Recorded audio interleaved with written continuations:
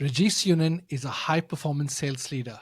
He is building Gloat in APAC, which is an AI powered talent marketplace. Today, you're going to learn how to deal with stress as a high performance executive while balancing your family, your mental health, and we are going to learn so much in this conversation. So let's dive right in. Rajesh, thank you for joining this call today. My pleasure. I really appreciate the invite. Fantastic. So tell me about your journey into leadership in SaaS. What's brought you till today here? I'm not sure. You probably get different variations of this story, and I think mine might be typical of that. It's never a linear thing, is it? I started life as a recruiter, actually. You and I have talked about this, but I was in your game for probably about the first 8 years of my career. It probably lends itself to the black t-shirts that we've got on, I think. So we shared the memo, but started life as a sales recruiter, recruiting tech salespeople. Very similar sort of origin story. And I always had a very strong interest and passion for leveraging technology in recruiting, even back then. In fact, I was the first person I recall on my desk as a headhunter that brought to work a PDA that had that PDA on his desk. And this is, I'm going to date myself now. This is back in the day when we were still faxing resumes of short lists to people, and there was a line behind those fax machines. But so that was an interesting start. I think that when I reflect back on that, what it gave me was significant exposure to so many different industry sectors and enabled me to gain a significant amount of kind of commercial acumen, because it was how things started. And I progressed over time to becoming the managing director of that business. So I gained leadership responsibility fairly early in my career. Wow. And then I went out on my own. I thought, okay, I think I can do this for myself. Created my own search business, but that wasn't enough. I always had this kind of aspiration to do something in technology. And in 2006, I founded what was described as Australia's first social recruiting platform. So I discovered LinkedIn around 2006, and I was like, wow, this thing's going to revolutionize the way that talent acquisition executes. All of a sudden, social graph is like visible to everyone. And what we used to do is call a bunch of people and say, hey, I'm trying to hire for this role. Do you know anyone? And that's the way that we navigated around. And I'm sure that still happens today. But I thought, how about if we bring that process online and actually leverage social networks and really drive kind of automation of that referral process, reward it, monetize it, et cetera, and do that with LinkedIn, do that with Facebook, do that with Twitter. This is back in 2006. And I'm like, yeah, wow. I looked at all the tech founders and thought, I want to be one of those. So I naively went about investing a lot of my personal wealth into a startup. So that's like my first foray into SaaS. And what that really taught me, we were leveraging Amazon S3 back then. We had an outsourced development firm in India working with us. But by the time we wanted to bring the first iteration of the platform to market, it was September of 2008. So right in the heart of the GFC. Oh. And at the time, it didn't matter how innovative your solution was for recruiting, and it was an online referral recruiting solution. Nobody was interested in doing anything of that nature. It was the most expensive MBA. Fantastic. Wow. So you've had some real skin in the game, and I can only imagine you have all my sympathies as a agency recruitment owner with the jagged spikes that we live through in the tech industry. It's not for the faint-hearted. So if people only knew what it takes to keep standing. But yes. Tell me more. So you've worked for some iconic companies, you've worked with some innovative companies, but you have great clarity about the space that you bring tremendous value in. So tell me a bit more about the subsequent chapters of your journey. I think a lot of what I've wanted to do and subsequently been able to do has been shaped by the kind of early stages of my life, not necessarily my career. So I was born in Baghdad in Iraq, and we escaped the Iraq-Iran war in the 70s and were fortunate enough to be able to come to Australia as refugees back in 1976. So I grew up in the south of Fairfield and Bonnyrigg and Liverpool, which, if any of your listeners are aware of those areas, aren't the most affluent places. And having said that, it left a significant imprint on my work ethic, my desire to change my circumstances. And still today, fortunately or unfortunately, I have this tremendous fear of failure, which is one of the main drivers of the level of kind of resilience that I have to just keep pushing forward. That's really shaped things. And because of that, I've always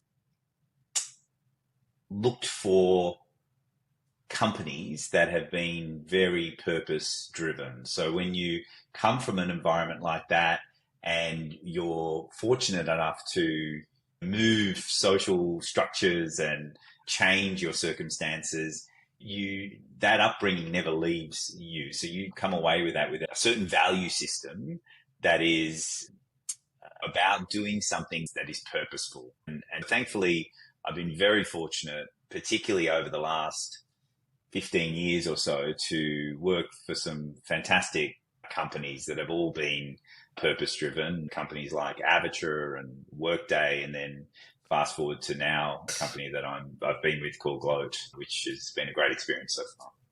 Yeah, that's amazing.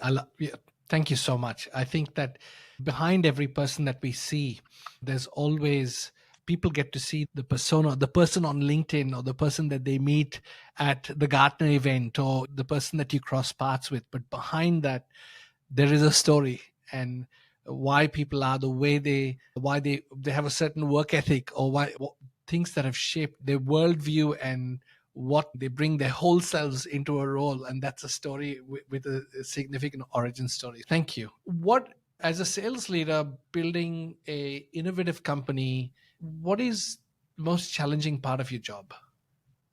How long do you have? Is the question. There's many. I think I've always gravitated to opportunities where I've been either the first person on the ground for a global SaaS vendor that are wanting to grow their business in the APJ region. So I've gravitated to that type of opportunity, and also gravitated to companies that are wanting to create a new category or help organizations solve a problem in a very different way. That has happened with Avature, which was the creator of customer relationship management software for recruiting. As recruiting is very much sales and marketing, but there was no purpose-built application for recruiting back then. My experience prior to working with Avature was having to customize Salesforce to leverage for a recruiting business. So that's an example. Gloat has created a new category within HR technology. So we created the category of the internal talent marketplace. And again, a very transformative way of applying marketplace dynamics to people problems. And at Workday, it was creating a medium enterprise business for a business that had historically been very much focused on an enterprise go-to-market or an enterprise motion. So I've always really gravitated to those types of opportunities, which, circling back to your question, brings significant challenges. Those challenges are identifying people, that innovators that have a significant appetite for risk, that are willing to trust you to come on this journey to really solve problems in very unique ways. And there's not a lot of those people around. I think what happens is as you gain those early customers, then the market starts to mature. But doing that brings a lot of challenges. So you have to be particularly resilient and very focused on what does the future look like? And if you can see that future and paint that picture of that future with some of those early people that are coming on that journey with you, and you get these little wins along the way, that helps you maintain your kind of energy and your focus ultimately. Understood.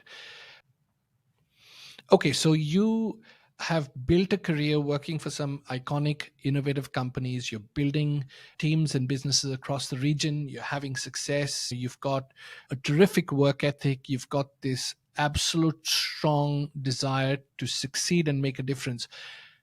There is a cost which is building up potentially from a stress point of view in terms of carrying the weight of it all.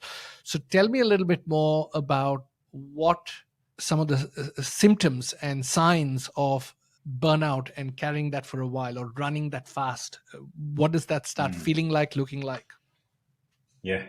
Look, it's been a pretty intense 4 years here at Gloat. As I say, creating awareness of a completely new operating model and a way to do things. It's a marathon. And unfortunately or unfortunately, I don't know any other pace other than to throw myself into something completely. And that has impacts on other aspects of anyone's life. For me, I found myself, and I think what triggered this conversation was a LinkedIn post that I wrote a couple of months ago. But what I found myself becoming much more irritable, and I wasn't sleeping particularly well. I was becoming a little bit impetuous, probably making decisions that I normally wouldn't make. And that started to become apparent to me. And that was when I was like, okay, something's got to give here. You need to acknowledge that this is happening and actually be proactive about doing something about it. And that initial step for me was, hey, take a couple of days off, take a 4-day long weekend and put your phone down. Don't think about Gloat for a few days.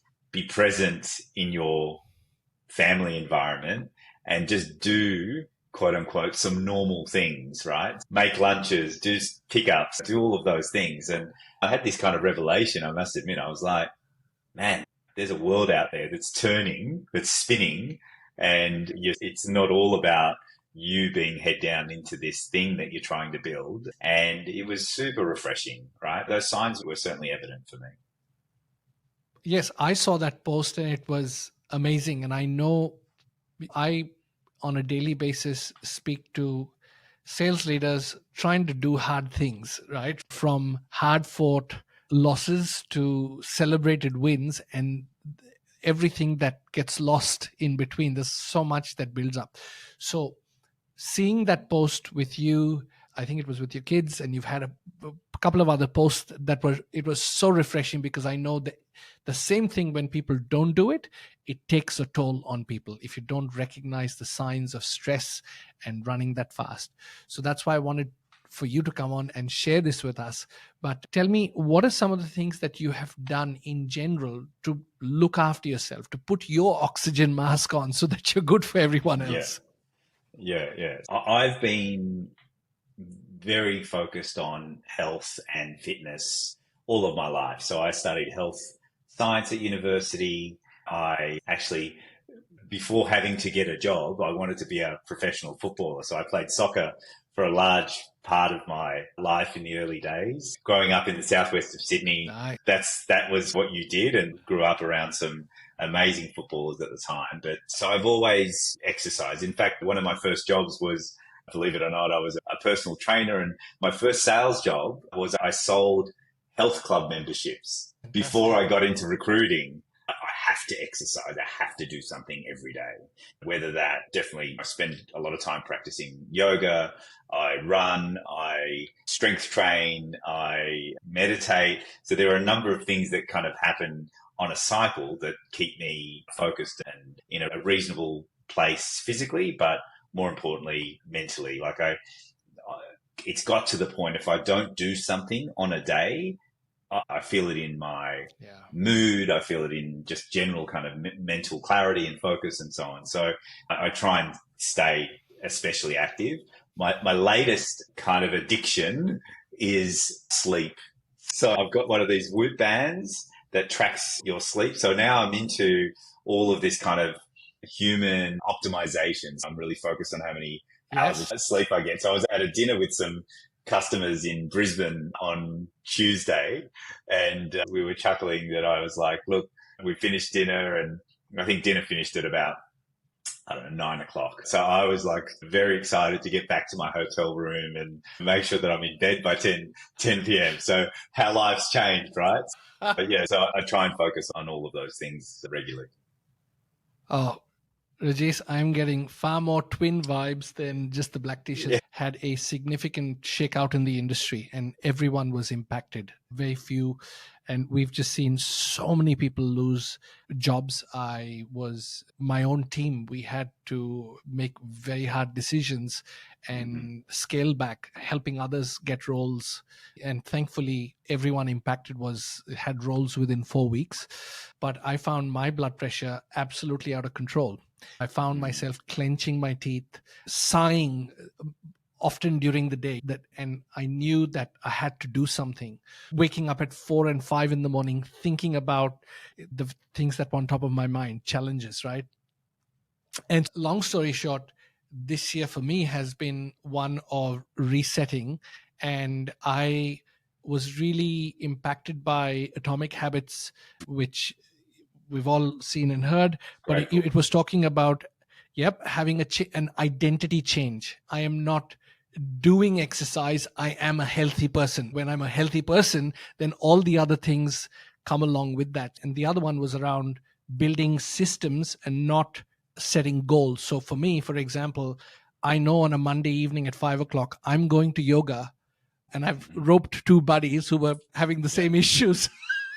But we're better dads as a result, right? Absolutely. We do yogas on Mondays. I've gotten back into strength training on Tuesdays and Fridays, and then on the other days, I bought a Peloton bike, and I will ride my bike. So how times have changed, and I've got a set bed, and I've got a set bedtime.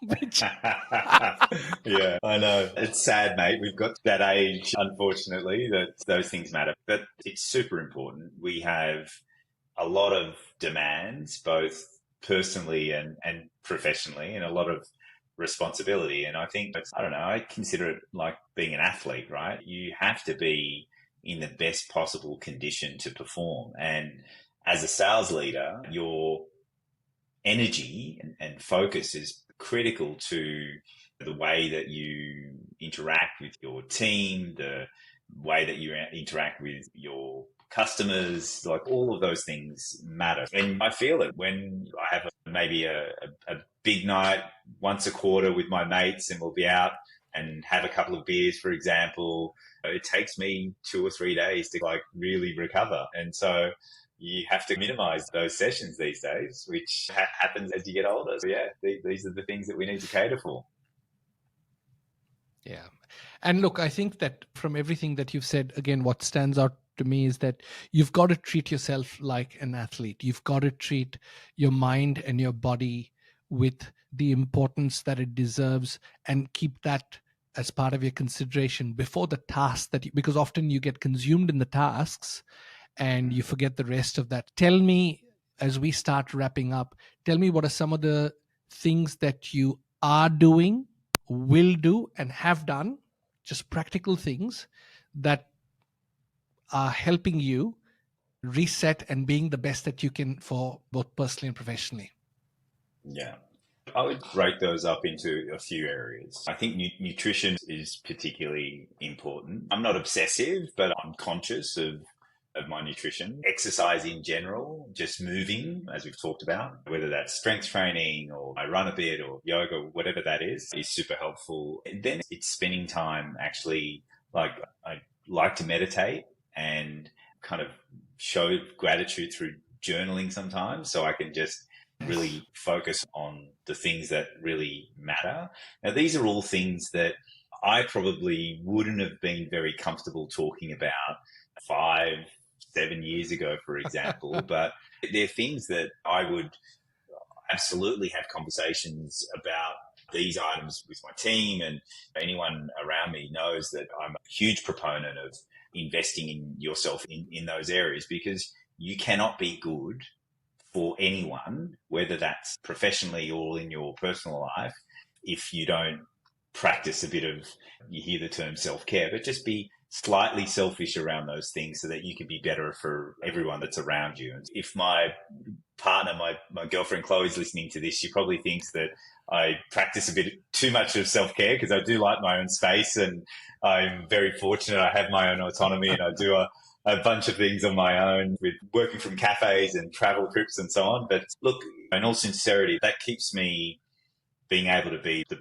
best that I can possibly be for people around me. And that then helps me be empathetic in many different situations, patient, much more focused and clear, and so on and so forth. So that's what I'd say. Amazing. 2 points. I'm going to ask you to give us some ideas on the first, and I'll share some ideas on the second before we wrap up. Sure. What advice do you have on someone who wants to get a bit more into mindfulness? What are some practical, what advice can you give me on how do I get more into mindfulness and meditation?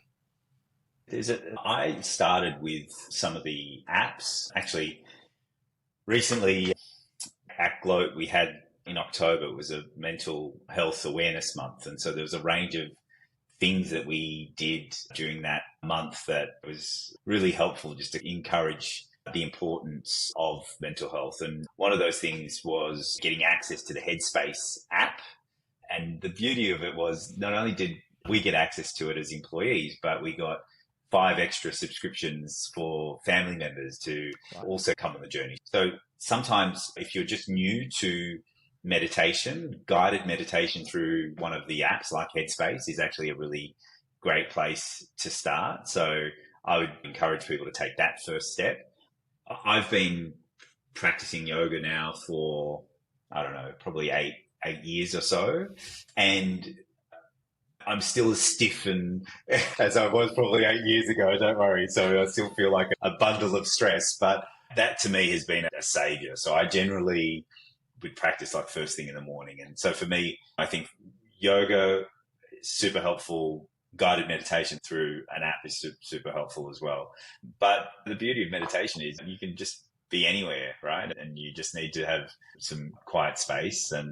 But for people that are really busy in their mind, it's difficult. I found it super difficult in the early days because I ended up planning my day in my head. My mind was drifting on what I need to do next, et cetera, et cetera. So it's not an easy thing, but I found that fast forward to today, some of the most creative things for me happen in that deep state of meditation. So that would be my advice.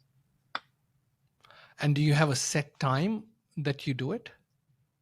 Yeah, it's morning for me. I need to do all of my activity, whether that's exercise, meditation, yoga, etc., in the morning. I have got a bit obsessive about these things. I have a routine now, and now I try and execute that routine on most days. So I'm far from perfect, don't get me wrong. There's a bit of cold water exposure first thing in the morning. There's meditation for 20 minutes. There's whether it's a yoga class or then whether it's running on the treadmill. I'm getting back into running, kind of road running. A mate of mine and I just did the Melbourne Half Marathon in October. And silly us, like literally 48 hours ago, we registered to do the full marathon. Why, I don't know. I think we're entering our 50th year. So I would say 7:30-ish at 8 o'clock on a late day. I'm done with all of my stuff. And then everything else is about kiddies and getting started with work activities. Amazing. I could talk about this for hours because you can see I've got this big smile on this face, but it has been a game changer for me. I'll throw one last bit in here. Journaling has been absolutely the most private and cheapest form of self-therapy. Yeah. And there are 2 types of journaling that I would recommend to anyone who wants to. This is just the bonus section. But number 1 is obviously there are lots of prompts that you can you respond to that and write it out. Number 2 is something called Morning Pages, which was made really popular by Julia Cameron. And she has been the coach or the advisor or the inspiration between many blockbuster Hollywood screenwriters and films and artists. And basically it's you wake up in the morning and you just write a couple of pages of whatever is on your mind, whatever's bothering you. write about it. And it's amazing how you can go from being on the runway to 30,000 feet, and you've got clarity, you've got a sense of direction, you've got a sense of, you've had some breakthroughs. And from whether it's a situation with one of my teenagers to a situation with an employee or a client or something that I'm struggling with, it is amazing. With that said, what's your take on journaling? And then we'll wrap up. Oh, yeah, absolutely. So I try and keep it reasonably simple. I haven't got into the kind of like flow of consciousness, write everything yet, but I basically have three things that I'm grateful for per day. And then I'll have 3 to 5 things of what did I learn today? And I think for me that it's just a reflection upon, if you going back to Atomic Habits, it's love the process, right? And if you love the process, then I think that those bite-sized chunks enable you to feel like you're moving in a direction other than being overwhelmed, getting anxious about this kind of big goal that you're trying to head towards. In my case, it's very immersed in my professional life. There are massive opportunities ahead of us, so I need to feel like we're incrementally getting better at all of the things. The leader here at Gloat, a guy by the name of Brian McCarthy, I always hear this voice in the back of his head. We got better today. He's from Denver in Colorado. He's fam, we got better today. Just think about what are the incremental things that you do to get better every day. Please, thank you so much. This has been a gold mine, and I know from fact I get contacted all the time that this is going to be so helpful to people who, like you, are time poor, under pressure, trying to do big things, and yet dealing with hard fought losses and working towards big wins. You have my utmost gratitude. Thank you so much. Absolute pleasure. And for anyone listening, it's okay not to be okay. So it's okay to have hard days. And I think we collectively, as leaders, business leaders, need to encourage those conversations and actually lead our people to be able to be transparent with the way that they're feeling. And I think if we can do that, we're making a better impact on people, on their lives, and ultimately the world. So thank you. Awesome to chat with you. Thank you for the memo, the black t-shirt. Love that. Same skin complexion and everything. I really appreciate you spending the time with me. Hopefully it's an interesting conversation for you. Fantastic. If you've been watching this and got some actionable insights, go ahead and subscribe to the channel so that you don't miss out on the amazing guests that we keep bringing onto this show. Thank you very much. That was awesome.